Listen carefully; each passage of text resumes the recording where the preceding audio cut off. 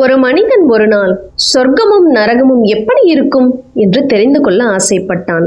ஒரு ஞானி அவனை முதலில் நரகத்திற்கு அழைத்து சென்றார். அங்கு பெரிய விருந்து மேசை இருந்தது. சுவையான உணவுகள் நிறைந்து கிடந்தன. ஆனால் அங்கே இருந்த மக்கள் அனைவரும் பசியால் வாடிக்கொண்டிருந்தார்கள். அவன் கவனித்தான். ஒவ்வொருவரின் கையிலும் நீண்ட கைப்பிடி கொண்ட கரண்டி இருந்தது. அவர்களால் உணவை எடுக்க முடிந்தது.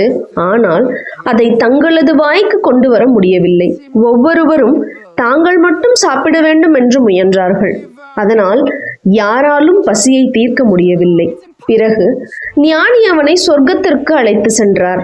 ஆச்சரியமாக அங்கும் அதே மேசை, அதே உணவு, அதே நீண்ட கரண்டிகள். ஆனால் அங்கே அனைவரும் சந்தோஷமாக இருந்தார்கள். ஏனெனில் அவர்கள் தாங்கள் மட்டும் சாப்பிட முயலவில்லை. எதிரில் இருந்தவருக்கு உணவை ஊட்டினார்கள். அப்போது அந்த மனிதன் ஒரு உண்மையை புரிந்து கொண்டான். நமக்காக மட்டும் வாழ்ந்தால் வாழ்க்கை நரகமாகிறது. பிறருக்காக வாழ்ந்தால் அதே வாழ்க்கை ஸ்வர்க்கமாக மாறுகிறது.